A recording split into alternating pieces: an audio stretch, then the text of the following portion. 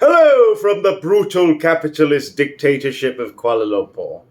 I hope you're having an amazing day, because if you're having an amazing day, I'm having an amazing day. If I'm having an amazing day, you too should be having an amazing day. Okay, before we start, I would appreciate it if you could click the subscribe button. You don't have to, but it's highly recommended, because you'll be the first to know whenever I release a new video, okay? Right, and if you could do so, please share my videos around as well, okay? I'd really appreciate it, because the more people my videos reach, the better. Now, without further ado, let's begin. Now, a couple of years ago, the so-called anti-imperialist, Brian Bertelik, was going on about how our Bersih movement in Malaysia was apparently a color revolution, basically, a Western-backed color revolution in order to create destabilization in Southeast Asia. Now, the great irony is that these armchair activists, who probably have never set foot in most of the countries that they critique, right, basically throw around words like color revolution or destabilization and so on and so forth, without even taking into account the socio-political and material conditions which led to these movements in the first place. Did Bersih have Western backing? Perhaps, perhaps not. Probably they did. But at the very same time, as someone who marched 3 times against a corrupt, racist, and borderline fascist government, it is extremely condescending to insinuate that the people, the Malaysians like myself, were simply unwitting pawns of a color revolution without any agency of our own. Because that's basically what it boils down to, right? Agency. For you see, these people who claim to be anti-imperialists, right? And claim to speak on behalf of the people in the global south, very often than not, speak over the people of the global south who do not fit within the mold of their geopolitical crusade, right? Because we Malaysians were sick and tired of rigged elections, corruption, and race-based politics. And we wanted an end to it, right? We wanted to put an end to all this nonsense, right? And yet you have some people in the global north, right, who claim that our movement was simply a color revolution and that we were simply unwitting pawns for imperialism because we happened not to fit within their geopolitical mold. And the same could be said about the protesters in Iran. Now, were there liberal Western chauvinists among the protesters?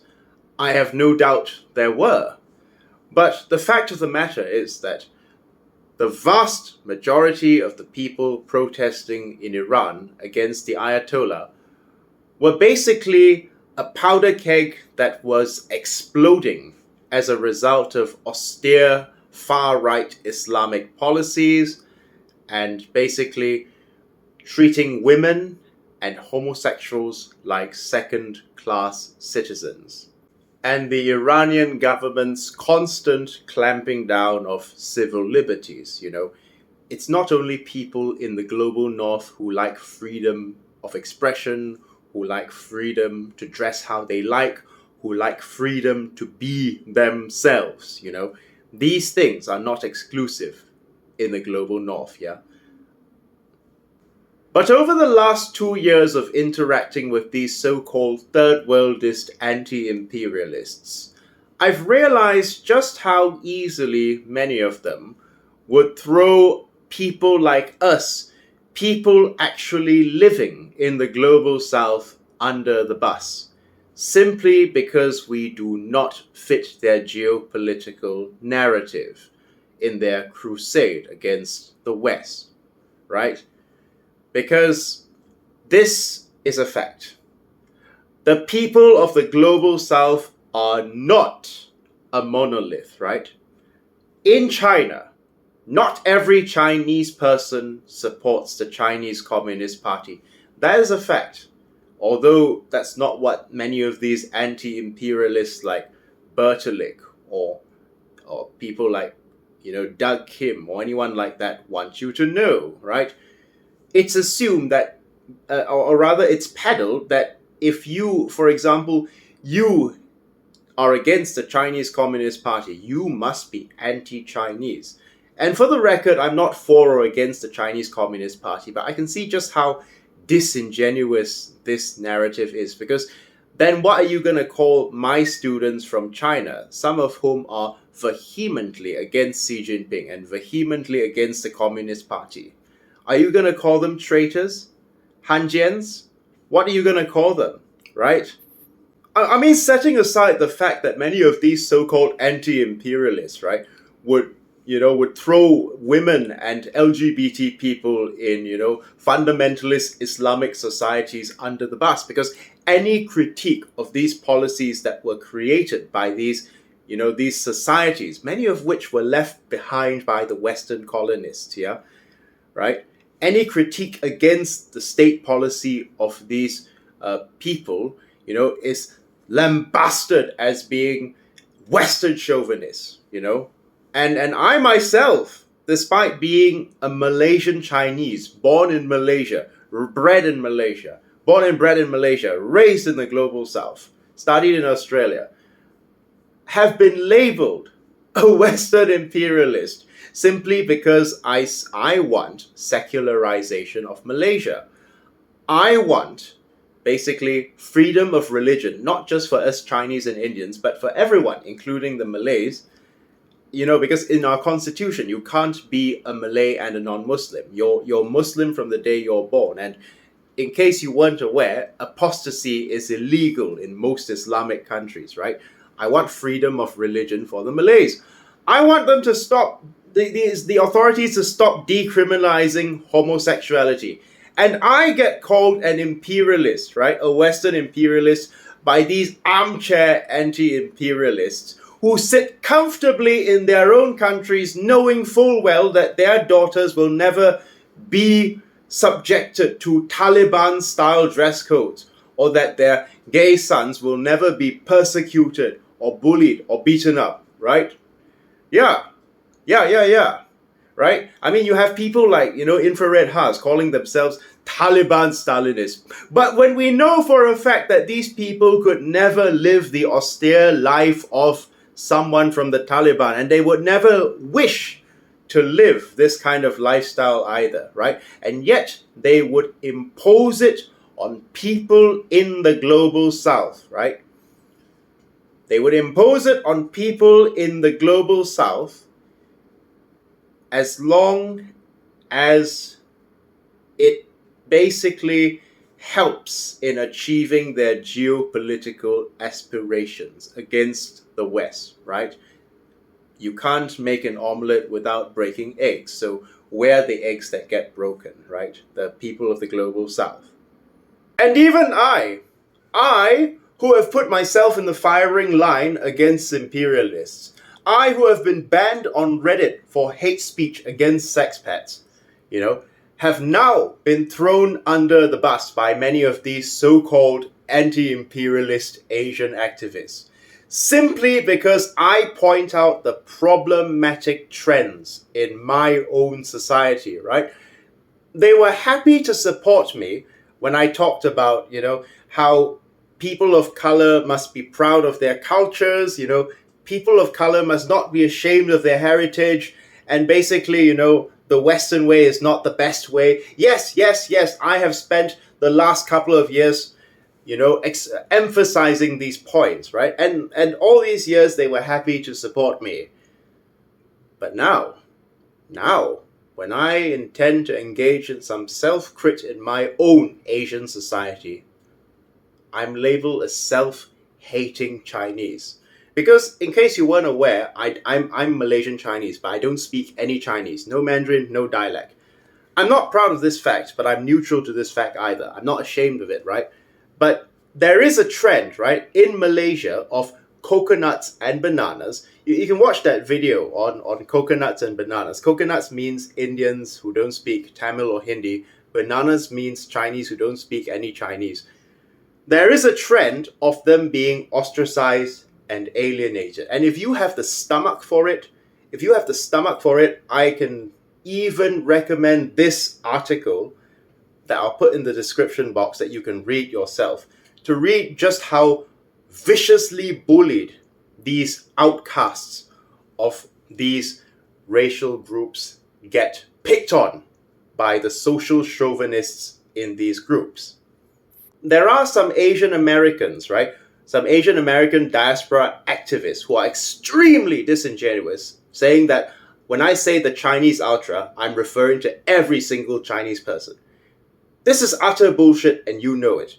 The Chinese ultra is basically the blood and soil Chinese nationalists, right? Who basically sees two types of Chinese people in the world: the good Chinese and the bad Chinese. The Han Jian, the traitor to the Chinese race, who is not Chinese enough. Yet every time we bring this up, when we bring up problematic issues in our own global South communities, in the case of far-right religious communities, that would be things like, oppression of women, treating of women as third-class citizens, or basically, like criminalization of gay people. These so-called anti-imperialists in the West will do the same thing that they accuse the Baizuo, the white left, of trying to shut us up, trying to silence us and say that we are traitors. Let me get one thing straight. I am not a traitor, right? My loyalty has never been to the Chinese race. It has never been to the Malay race either. I never swore loyalty to any particular race. My loyalty is not to the Chinese race, not to the Malay race, not to the Indian race, not to the white race. I am a Malaysian. I identify as a Malaysian, and I was born in Malaysia, and although this country may not accept me as fully Malaysian, I have no I do have a cultural connection to China, sorry. Let me rephrase that. I have no emotional connection to China, to Zhongguo, okay? So I don't really appreciate being defined by my race. People saying that, oh, you are Chinese, you must speak Chinese, you must identify with the soil of China. I don't. I haven't been part of China for over 300 years or more. I'm one of the early arrivals. I'm a Peranakan, right? So look that up. While I sympathize with the plight of the Asian American diaspora, while I am fervently against internalized colonialism and, Western imperialism and Western chauvinism, and you can check out all the videos that I made about this, right? The fact of the matter is that we cannot sweep under the rug problematic trends in our society, right? We cannot just pretend that all Asian people are united against the West. Because even in Asia, Asians such as the coconuts and the bananas, are still being ostracized, still being bullied, and still basically are hated by both sides, right? I mean, it's funny because I made this tweet saying that, the Malay ultra in my country says, get out of this country lah, you communist China, you're not part of our country. And the Chinese ultra, on the other hand, says to me, hey, you race traitor, you're not one of us, you don't speak any Chinese, you bloody race traitor. So it's funny because neither group seems to like me very much. And again, when I say ultra, I have to say it many times because idiots don't seem to understand. I'm referring to the extremists in our communities. The equivalent, basically, of the Proud Boys, right? Who basically the kind of people who basically are constantly trying to separate wheat from chaff, right? Basically, they're always trying to weed out traitors in their communities, you know. In fact, you know, being pro any insert with any ethnic identity is actually counterproductive because it draws divisions. It creates divisions between you and the rest of the world, right? I mean, I'm pro humanity. I'm pro all races. You know, I don't think there's such a thing as a bad race or a bad group of people, right? Except the ultras. Unless you're a fascist or a Nazi, there are no bad groups of people, right? And when you say that, for example, I'm pro-black, pro-Asian, or I'm pro-white, you basically divide yourself from the rest of humanity.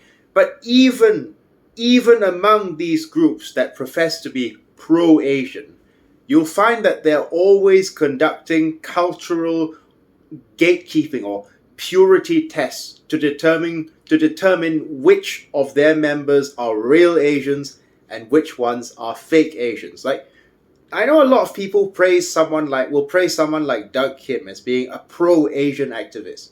But let me ask you, is he really pro-Asian if he hates Asians like myself who do not fit his narrative of what a real Asian is? Can someone really be said to be a pro-Asian, if, you know, they're not pro all Asians throughout the world, but only Asians who fit their narrative of what a real Asian is? Similarly, in my country, those that say they are pro-Malay, for example, right, these Malay nationalists, they're not really pro-Malay, because if you don't fit their narrative, they will call you a pengkhianat, a tali barut, right? Even if you're of the same race as them, right? So this idea of a whole race of people uniting against external enemies is not only a fascist idea, but it's unfeasible, because even within that race, there will be people who deem certain members of the race to be fake members, right? To be basically Trojan horses that need to be purged as well. So you'll find that these groups are always super paranoid of infiltration, not only by people of other races, but also by fake members of the group. And that's why they're constantly conducting purity tests to ensure that, you know, only the real members of the group are part of the group. So they're not really pro that race, except they're only pro people who are like them. You understand? And yeah, I'm now on a hate list. I'm basically on a hate list of these third worldies because I don't fit their narrative.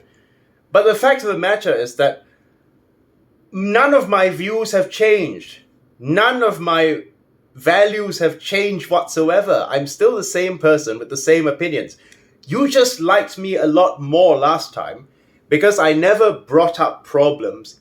I never brought up inconvenient facts that we needed to address in our Asian communities. I never brought up problematic societal trends among my fellow Asians. But now that I bring it up, many people have now turned against me, right? Right. And the fact of the matter is that, you know, human rights are not a Western invention. And they're not something that basically only people from the global north should be entitled to, right? You want to be, basically, you want to enjoy freedom, safety, security. You don't want to be discriminated against, right? So people in the global south,